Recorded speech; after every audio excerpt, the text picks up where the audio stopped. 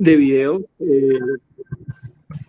Tenemos que decir pues que tal vez es la mayor cantidad de videos en español de cirugía pediátrica que se encuentran en este momento en el YouTube, tal vez en el mundo, lo cual pues ha sido un trabajo mancomunado de residentes, en algunas ocasiones de cirujanos, de charlas de muy buena calidad, pues que pueden ser de consulta en cualquier momento para los cirujanos pediátricos de Latinoamérica o hispanohablantes del mundo, y esperamos pues que sean de su agrado.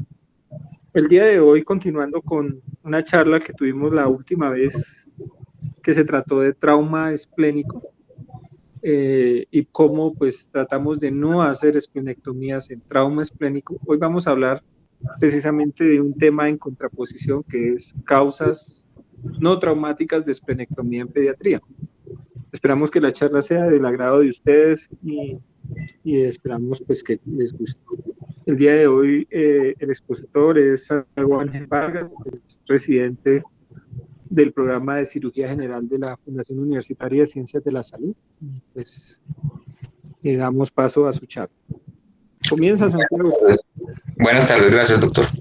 Bueno, mucho gusto. Mi nombre es nuevamente Santiago Ángel Vargas, residente de Cirugía General de la Fundación Universitaria de Ciencias de la Salud. El tema para hoy, nuevamente, como lo mencionaba el doctor Pérez, es la esplenectomía no traumática.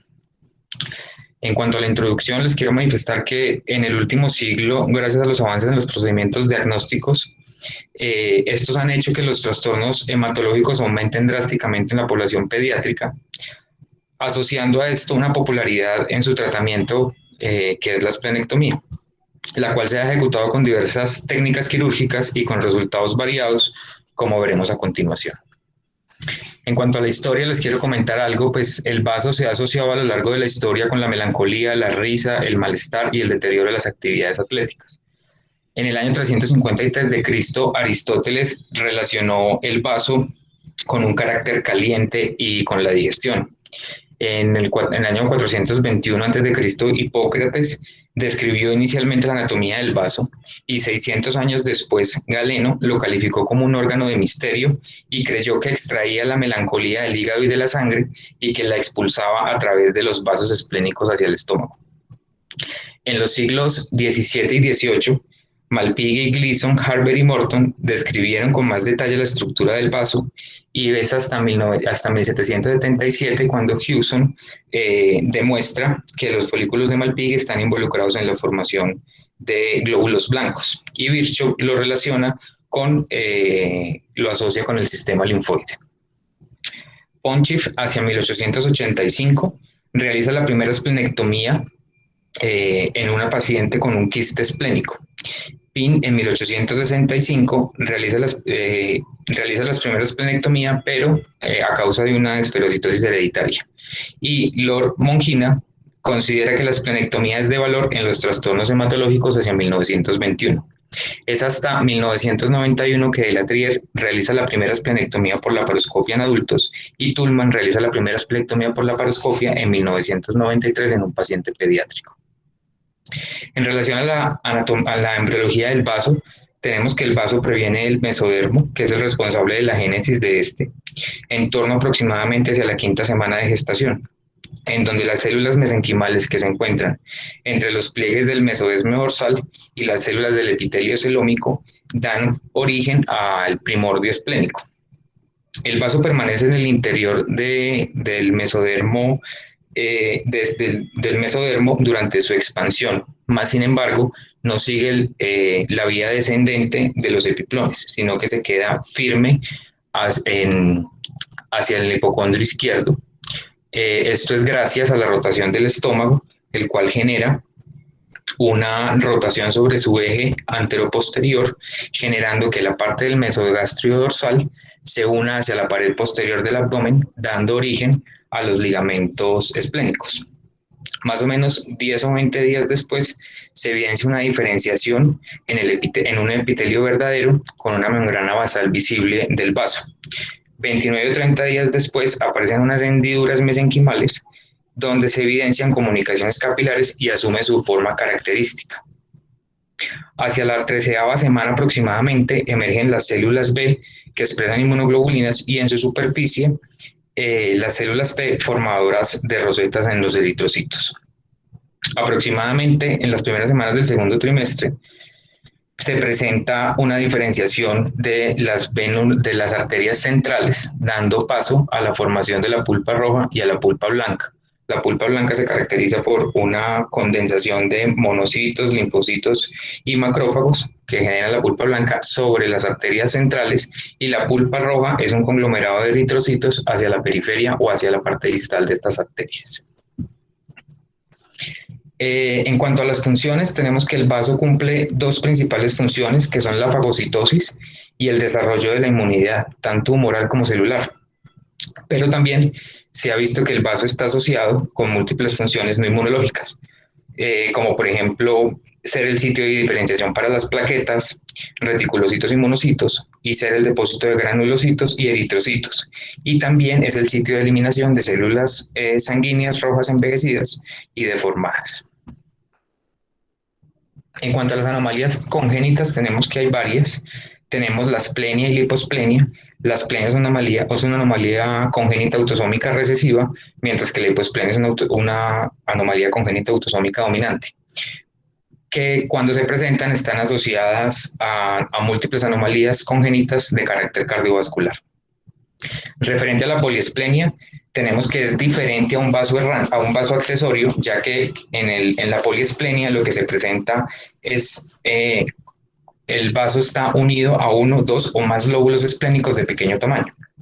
En el vaso errante, la etiología la refieren como multifactorial, pero está relacionada principalmente con una malformación anómala de los ligamentos esplénicos, ya sea que sean largos, cortos, anchos, estrechos o que estén fusionados o sencillamente que estén ausentes. En cuanto a la fusión esplenogonadal, se presenta o se evidencia por la presencia de tejido esplénico a nivel del escroto izquierdo, y esta puede ser continua o discontinua, y está asociada también a otras anomalías congénitas como la ectromelia y la micrognatia. En cuanto a los vasos accesorios, tenemos que es la anomalía congénita más frecuente a nivel del vaso. Se presenta aproximadamente entre el 11 al 44% de la población general, y principalmente el 75% de los vasos accesorios tienen una localización a nivel del hilio esplénico. Normalmente se presenta como un vaso errante, como un vaso accesorio, más sin embargo, hay casos descritos de hasta 11 vasos encontrados pues, en pacientes.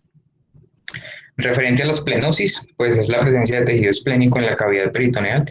Si bien no es una anomalía congénita como tal, sino más que todo se asocia al autotrasplante del tejido esplénico. Y uno de los otros pues, es la presencia de quistes esplénicos. En cuanto a la topografía y relaciones, tenemos que el vaso se encuentra en el cuadrante superior izquierdo, posterolateral con el diafragma, posteromedial está el riñón y la glándula suprarrenal, anteromedial tenemos el estómago, inferiormente encontramos con el ligamento frénico-cólico. Mide aproximadamente 2.5 por 7.5 por 12 centímetros, pesa en promedio 220 gramos, puede tener tres formas: una forma de cuña, que es la más predominante en el 44% de la población, tetraédrico en el 42%, de forma triangular. En cuanto a su irrigación a nivel del hilio, que esto es importante en el momento de la esplenectomía, tenemos que puede tener una distribución simple o una distribución de tipo medusa, siendo más frecuente esta última, lo que dificulta el manejo del hilio esplénico. Esto hace referencia a la división de la arteria esplénica antes de llegar al vaso y formar el hilio esplénico. Su parénquima está representado básicamente por pulpa blanca y pulpa roja, y se le acuña que tiene aproximadamente el 6% del gasto cardíaco. Esto hace parte también de la vascularización, pero es importante tenerlo en cuenta en el momento de no solamente hacer una esplenectomía, sino una esplenectomía segmentaria. Hace referencia a la división interna de las arterias esplénicas y su división en arterias trabeculares y segmentarias, que genera unos lóbulos dentro del vaso, aproximadamente entre 3 a 5 segmentos. El peritoneo y ligamentos del vaso son las formas como de adherencia del vaso y que le permiten su posición, y tenemos que son muy importantes en el momento de de la realización de la esplenectomía. Tenemos dos ligamentos principales, que es el gastroesplénico y esplenorrenal, y son los principales porque son los que se encuentran en relación con los vasos sanguíneos. El gastroesplénico con la gastroepiploica izquierda y el esplenorrenal con la arteria esplénica. Tenemos unos ligamentos esplénicos menores que son el esplenofrénico, el esplenocólico y el pancreático esplénico, y unos ligamentos que están topográficamente relacionados con el vaso, que es el pliegue preesplénico, el frénico cólico y el pancreático cólico. Acá los podemos evidenciar en las imágenes. En cuanto a la irrigación arterial, pues está dada principalmente por la arteria esplénica, que es la mayor rama, como sabemos, del tronco celíaco, y presenta una irrigación auxiliar a través de la arteria gastroepiploica izquierda. La arteria esplénica se encuentra por detrás del cuerpo del páncreas, y la cual se va dividiendo en 2 o 3 ramas a través de que atraviesa este y en proximidad al vaso, dando el origen al hilio esplénico. Esta arteria, a través, como les mencionaba en la segmentación, se va dividiendo en arterias segmentarias a lo largo de las trabéculas del vaso, dando las arterias trabeculares y finalmente, perpendicularmente, genera las arterias centrales que dan origen a la unidad funcional estructural del vaso. En cuanto a la irrigación venosa, tenemos que las venas abandonan el vaso a través de unas bandas fibrosas o trabéculas, las cuales dan origen a la vena esplénica, la cual va en busca de la vena mesentérica superior y finalmente la vena porta para llegar al hígado. Otra cosita que les quería mencionar ahí en cuanto a la irrigación es que se han descrito 2 tipos de circulación a nivel del vaso: un flujo que es rápido, que representa aproximadamente el 10% de la circulación, y un flujo que es lento, que representa el 90% de la circulación esplénica. El flujo rápido tiene un predominio de plasma, haciendo que la sangre regrese rápidamente a las venas, y el flujo lento se caracteriza por una circulación esplénica rica en eritrocitos, la cual pasa por un proceso de filtración en la red fenestrada de la pulpa roja. En cuanto a la inervación, pues el plexo nervioso esplénico está formado principalmente por las ramas del plexo celíaco, el ganglio celíaco izquierdo y el vago derecho, los cuales corren en conjunto con la arteria esplénica, entrando hacia los vasos sanguíneos y músculo esquelético estriado de la cápsula y trabéculas, y básicamente es una inervación simpática. En cuanto a las indicaciones de la esplenectomía no traumática, pues tenemos que la esplenectomía tiene como finalidad el anular o disminuir el requerimiento transfusional, mejorar las citopenias y brindar confort abdominal a los pacientes. Está indicada en enfermedades hematológicas primarias o secundarias, como por ejemplo las anemias hereditarias hemolíticas, como las membranopatías, las esferocitosis o las eliptocitosis.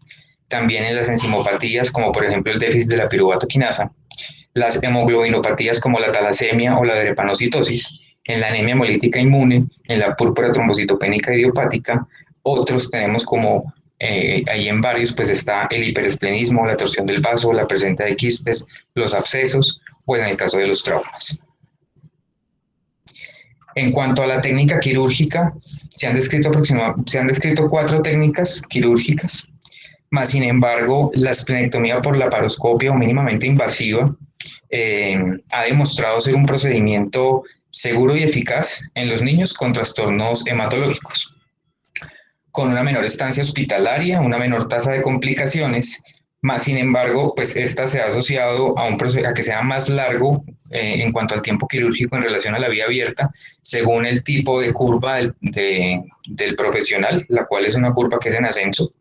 Y más sin embargo, pues a pesar de todo esto, la Sociedad de Cirugía Endoscópica Europea la ha definido como el procedimiento de elección en pacientes con alteraciones hematológicas. Entonces, en la laparoscopia o en la técnica mínimamente invasiva se han descrito 3. En población pediátrica, la laparoscopia por monopuerto y la laparoscopia por multipuerto, con o sin ayuda manual. En cuanto a las consideraciones posoperatorias que se deben tener en cuenta en estos pacientes, está el tamaño del vaso, el cual juega un papel importante en el momento de determinar la intervención quirúrgica a seguir, ya sea vía abierta, por laparoscopia, con ayuda manual o no, por monopuerto.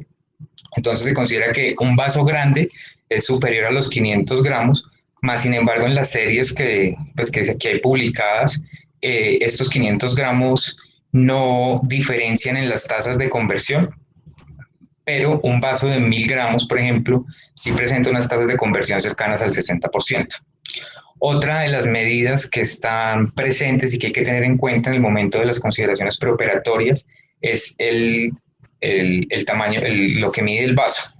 Aproximadamente se considera que un vaso grande es de aproximadamente 20 a 25 centímetros en su eje cráneo-caudal y esto genera complicaciones técnicas en el momento de la esplenectomía, generando pues, o que requiera uno realizar incisiones más grandes, aproximándose casi pues, a incisiones de vía abierta, que no es como la idea, o en el momento de la extracción del vaso. En cuanto a la imagenología, pues es fundamental en la planificación de la cirugía. Acá la idea es determinar ese tamaño y lo que mide ese vaso para determinar su plan quirúrgico y determinar o sea, teniendo la posibilidad o la herramienta de trabajo de realizar una embolización de la arteria esplénica con el fin de disminuir ese peso o tamaño 24 horas antes del procedimiento quirúrgico. La presencia de la colelitiasis, sobre todo en los pacientes con anemias hemolíticas, con presencia de colelitiasis está indicada en el mismo tiempo quirúrgico o la colecistectomía.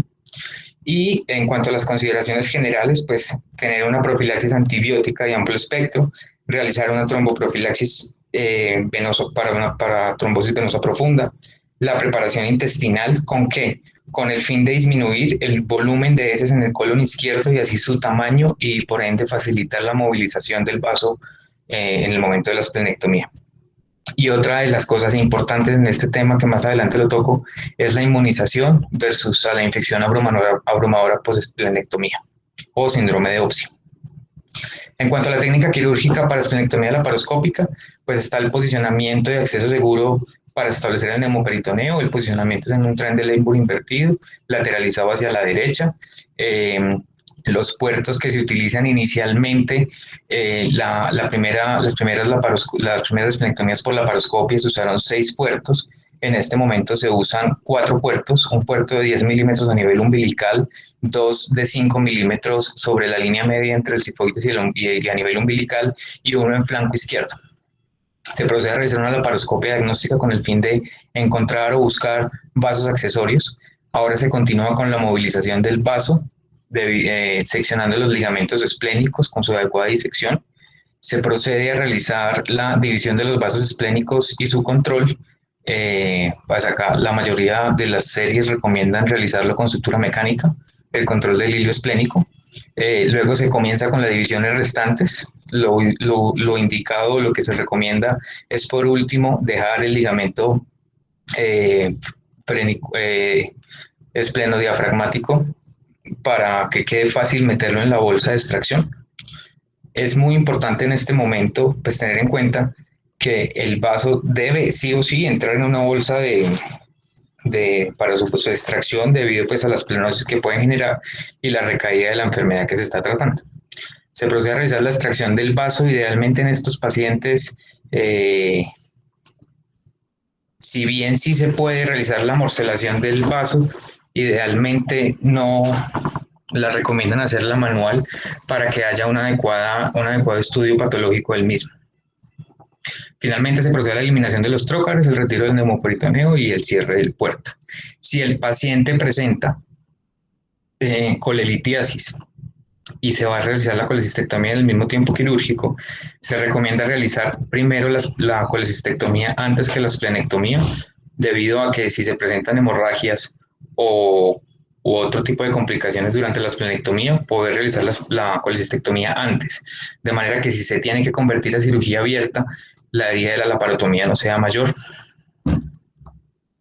En cuanto a las complicaciones quirúrgicas, tenemos que están las principales intraquirúrgicas son las hemorragias, la lesión de órganos adyacentes, tardías, las fístulas pancreáticas. Unas muy comunes en relación al posoperatorio está el derrame pleural izquierdo y la neumonía. La presencia de abscesos subfrénicos, esta es otra también frecuente, que por eso es muy importante la tromboprofilaxis, que es la trombosis de la arteria esplénica y oporta. la presencia de enfermedad recurrente, sobre todo en el caso de no identificar la presencia de vasos accesorios o en el inadecuado manejo en la extracción del vaso que genere esplenosis, y pues una de las más fatales y de las más temidas, el síndrome de OPSI. ¿En qué consiste? Es un proceso infeccioso severo generado por bacterias encapsuladas, principalmente por Streptococcus pneumoniae en el 50%, seguido por el Haemophilus influenza y por la Neisseria meningitidis. Se considera una emergencia médica. Los riesgos de muerte asociadas son mayores en el primer año de la esplenectomía, con una incidencia del 0.5 al 2%. La tasa de mortalidad se eleva hasta el 70% en los pacientes, y solo el diagnóstico rápido, el tratamiento inmediato con antibióticos de amplio espectro reduce su mortalidad. En cuanto a la profilaxis, tenemos que idealmente estos pacientes que están programados para esplenectomía deben ser vacunados contra estas bacterias antes mencionadas 2 semanas antes de la esplenectomía, pero si bien no se logran vacunar, la recomendación es hacerlo 14 días después de la intervención quirúrgica. Se recomienda continuar con una vacunación anual contra la gripe estacional, y en los pacientes con viajes ocasionales o frecuentes, la profilaxis para la malaria, y tener una terapia antibiótica, o que el paciente sepa qué síntomas presentar e inicie manejo antibiótico. Este estudio que les traigo acá en relación es un estudio observacional descriptivo, una corte retrospectiva, en donde evaluaron 49 niños que fueron sometidos a esplenectomía por trastornos hematológicos. Se encontró que la principal causa fue las talasemias, seguida por la esclerosis hereditaria en estos pacientes, que de estos el 16% requirió en conjunto una colecistectomía, que el tiempo quirúrgico en promedio fue de 80 minutos, y en los pacientes que requirieron esplenectomía se aumentó solamente en 25 minutos. La estancia hospitalaria de estos pacientes fue aproximadamente de 4 a 11 días. Esos 11 días se elevó porque presentaban una complicación que fue secundaria a un broncoespasmo. En cuanto a las complicaciones, global fue el 4%, y la principal causa fue la infección del sitio operatorio. Tuvieron una media de seguimiento, que fue lo que me pareció interesante en el artículo, de 6.4 años, donde lograron determinar una remisión completa de la enfermedad tratante pues por la esplenectomía en todos sus pacientes. No presentaron en ninguno implantación esplénica y tampoco tuvieron mortalidades. Este otro estudio, realizado en Buenos Aires, Argentina, evaluó 72 pacientes. Fue un estudio analítico, una cohorte prospectiva, en donde separaron los pacientes en 3 grupos quirúrgicos. Todos fueron sometidos inicialmente a una esplenectomía por laparoscopia, pero fueron la técnica quirúrgica que hicieron. Por ejemplo, en el grupo 1, lo que hicieron fue disecar el polo inferior, ligándolo con clips, y utilizaron fulguración con bipolar. En este grupo tuvieron una tasa de conversión del 45.5% y un tiempo quirúrgico de entre 100 y 290 minutos. En el grupo 2, lo realizaron con bisturí armónico y utilizaron sutura mecánica para el manejo del hilio. Acá no tuvieron conversiones. El tiempo quirúrgico fue entre 70 y 300 minutos aproximadamente. Y en el grupo 3 solamente utilizaron bisturí armónico. Solo un paciente requirió conversión, y el tiempo quirúrgico fue entre 70 y 180 minutos. Las conversiones que se presentaron fueron relacionadas con sangrados. La estancia hospitalaria osciló entre 24 y 72 horas, con una media de 30 horas, con un retorno rápido a la vía oral, y pues una estancia hospitalaria realmente corta. Y este otro estudio evaluó en 37 pacientes, se realizó en México. También fue una cohorte prospectiva, un estudio analítico, en donde sometieron a los pacientes a la cirugía abierta versus la cirugía laparoscópica. Aquí lo que encontraron fueron que tuvieron un promedio de edad de 16 años, entonces su mediana edad de pacientes fue de 16 años. La principal causa fueron las anemias hemolíticas y la trombocitopenia idiopática. Lograron determinar que en la cirugía abierta el tiempo quirúrgico fue menor, con un tiempo quirúrgico promedio de 69.3 minutos, versus la cirugía laparoscópica, que fue 152.8 minutos. pero las complicaciones se presentaron en la cirugía abierta en el 13.5% y en la laparoscópica en el 8.1%. En la abierta las complicaciones fueron relacionadas con sangrado del lecho quirúrgico y 2 pacientes que presentaron hematoma. Las reintervenciones fueron en el grupo de la cirugía abierta, por lo que les estoy presentando, por lo que les acabo de mencionar, y la estancia hospitalaria en la cirugía abierta fue aproximadamente 5.6 días y en la laparoscópica fue solamente 2.07 días. Eso es lo que les traía para hoy. No sé si tengan preguntas, dudas.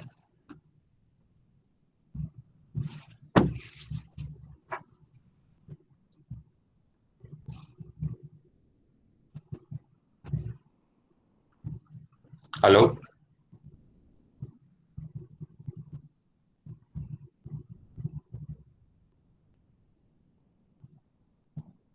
¿Aló?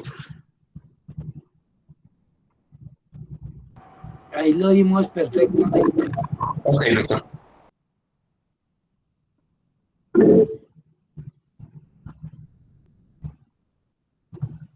Mientras salen las preguntas, yo quiero hacer algunos comentarios Sí, señor, lo escucho. suavecitos inicialmente. Hay algunos niños que cuando corren les duele el hipocondrio izquierdo. Eso lo ve uno cada rato.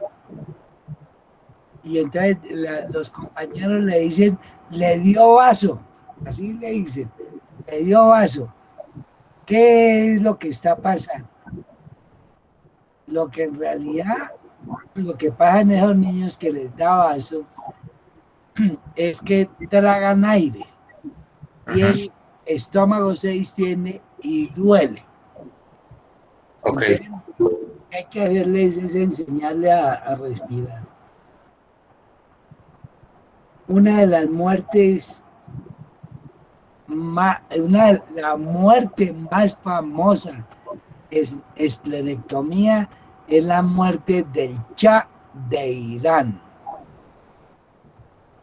Imagine Irán llena de petróleo y todo eso, y el Shah Reza Pahlavi, él se murió en una, no durante la cirugía, pero sí en el posoperatorio por una esplenectomía. La esplenectomía la hizo abierta un cardiovascular. Pues, cuando uno le llegue de paciente el chavo, uno resolvió su problema económico. Michael DeBakey le hizo la esplenectomía abierta y tratando los vasos del hilio esplénico, amputó la cola del páncreas, que es una de las complicaciones frecuentes e infantiles de la esplenectomía. De modo que ahí les dejo ese cuento del Chaira. La otra cosa, Schumacher y yo no me acuerdo, eran 2 los que hicieron la primera esplenectomía por X o Y causa hacia 1950, 1952. Y ellos se sorprendieron que los niños se infectaban y se morían. Yo cometí el mismo error de Santiago, que cuando traduje los artículos le puse sepsis abrumadora. No, el nombre en español de esa sepsis se llama fulminante. Fulminante, no es abrumadora. Uno busca en el diccionario y dice abrumadora, pero como se conoce es fulminante. El niño se le hace esplenectomía y él, después de que se le hace la esplenectomía, el niño hace fiebre. No hay mismo en el postoperatorio, sino después, lejos, 1 o 2 meses. Hace fiebre y él llega al hospital y le dice, me voy a morir. Y uno hace de todo y ¿sabe qué pasa? Se mueren. Por eso se llama sepsis fulminante. Eso es terrible verla, ¿sí? Por eso se han inventado no solamente las vacunas en el preoperatorio, sino los antibióticos después de de operar a esos niños, haberles hecho esplenectomía durante muchos años, y ahí es donde viene la discusión. Durante muchos años los antibióticos. Eso es lo que quería comentar mientras alguien en la conferencia. Ahí el doctor William Murcia ha levantado la mano para hacer alguna complementación a lo que se está diciendo. ¿Tiene la palabra, William? Sí, hola, buenas tardes. Pues felicitarlo por la presentación, estuvo muy buena y me gustaría más que aportar algo, es más como prometer a todos ustedes una inquietud respecto digamos, qué tan evento adverso hoy por hoy se puede considerar el hecho de dejar un vaso accesorio o, por ejemplo, con las diferentes técnicas para sacar el vaso, que se genere algo de esplenosis en estas patologías benignas, más cuando hoy día se da uno cuenta que la tendencia, al menos por ejemplo en esferocitosis, es realizar esplenectomías parciales, ¿no? Entonces uno dice, si se recomiendan en muchos casos hoy por hoy hacer esplenectomías parciales, ¿por qué consideraría uno que el paciente haga esplenosis o que uno se le quede un vaso accesorio fuera un evento adverso, ¿no? Entonces es como para pensarlo.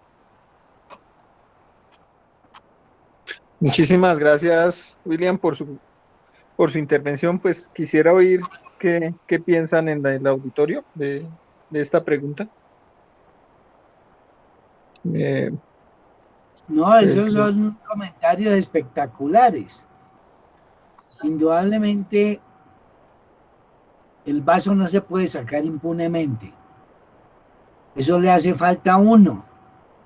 Él produce unas vainas que nadie se imagina, produce una citoquina llamada tupsina. Esa vaina para la fagocitosis es buenísimo.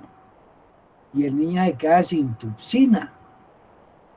Imagine que las primeras cirugías que hizo Schumacher para el vaso se le morían de infección, y una vez llegaron las vacunas y los antibióticos para controlar la infección, apareció otra cosa, se mueren de infarto de miocardio.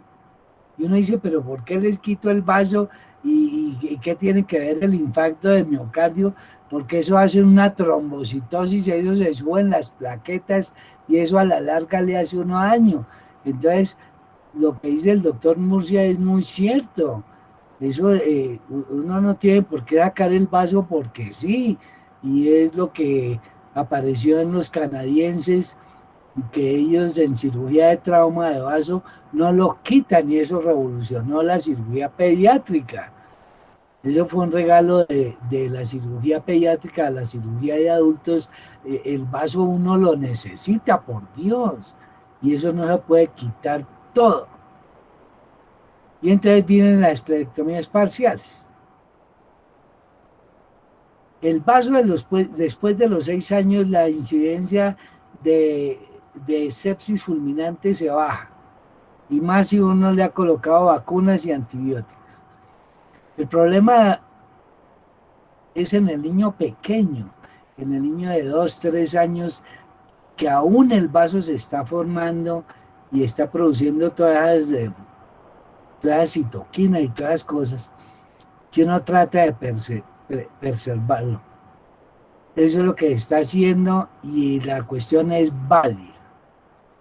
Es válida el comentario que hace el doctor Murcia de hacer esplenectomías parciales. No tengo más comentarios por ahora.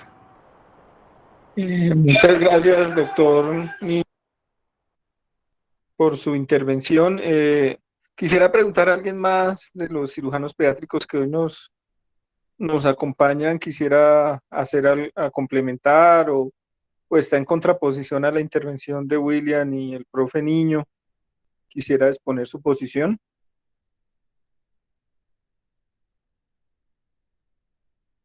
¿Alguien más? Si no hay comentarios, yo sigo haciendo comentarios. La esplenectomía No. en las anemias hemolíticas. la esplenectomía en la púrpura trombocitopénica idiopática. Eso no es que, vuelvo y les... El vaso es un órgano que uno tiene que preservarlo, por Dios. Eso no se puede sacar impunemente. Y entonces cuando le pasan a uno interconsultas por una púrpura trombocitopénica aguda, nada. Crónica, pues vamos a charlarlo, porque eso hay más drogas y hay más cosas que hacer. Y en esferocitosis. Entonces lo primero que tiene que hacer uno antes de sacar el vaso es cuantificar la severidad. El solo hecho de que un niñito tenga esferocitosis no es suficiente para hacer esplenectomía. Uno tiene que cuantificar la severidad, pues, el nivel de hemoglobina, ¿sí? Si tiene litiasis, el nivel de bilirrubina indirecta, eso hay tablas para eso, para definir uno si va a sacar el vaso. En todo caso, el plan es preservarlo, digamos, en púrpura trombocitopénica idiopática, lógicamente el número de plaquetas, si es una púrpura seca o es una púrpura húmeda, si es resistente a los esteroides, uno entonces le pone rituximab. Entonces hay otras opciones antes de llegar a la esplenectomía, porque eso no es gratis que uno haga esplenectomía y ya. Vuelvo y le repito, está la sepsis fulminante y están esas cosas que nos dicen que cuando grandes se mueren de infarto de miocardio. ¡Qué sorpresón! Listo, Andrés. Bueno, muchísimas gracias, profe Niño. Pues sí, es evidente que siguiendo digamos, la corriente filosófica y pues eh, fisiológica de tener una preservación mayor del vaso, es cada vez menos frecuente de hacer una esplenectomía total. Eh, Hay algunas enfermedades hematológicas en las que aún, pues, digamos, los grupos de hematología abogan, sobre todo cuando hay refractaria en los manejos médicos por las esplenectomías totales. Sin embargo, pues también incluso ellos han entrado como en esa lógica de intentar preservar al menos algo de funcionalidad del órgano para, para el resto de tiempo de vida de estos pacientes, pues que generalmente no son ningunos viejitos, pues, y pues la van a necesitar por muchos años. Entonces, pues en ese sentido es muy importante preservar esa funcionalidad. Quisiera preguntar al auditorio si hay algún comentario acerca de, del papel en este momento en el mundo de la esplenectomía y la hipertensión portal, o qué piensa pues el profe Niño, William,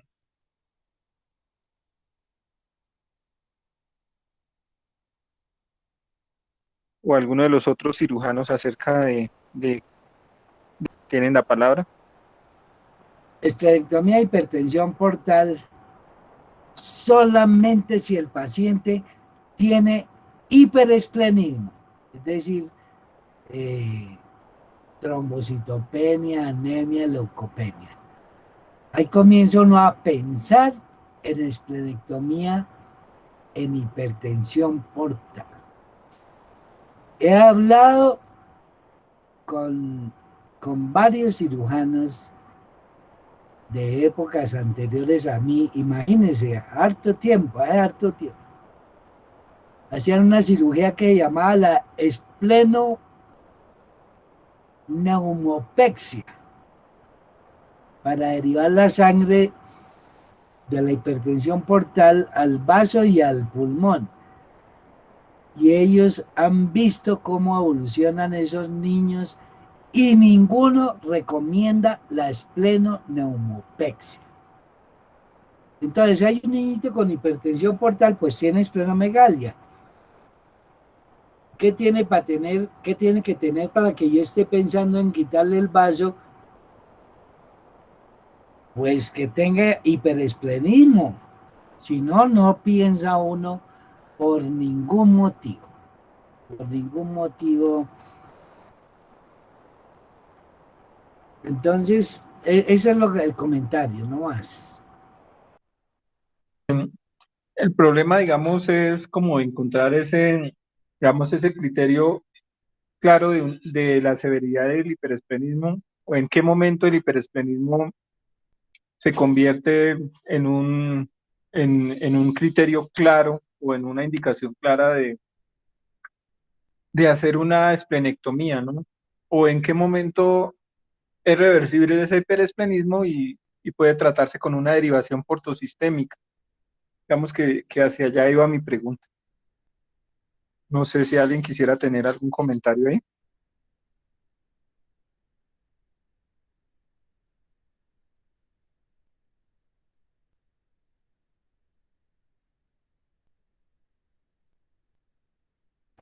La cuestión está grave.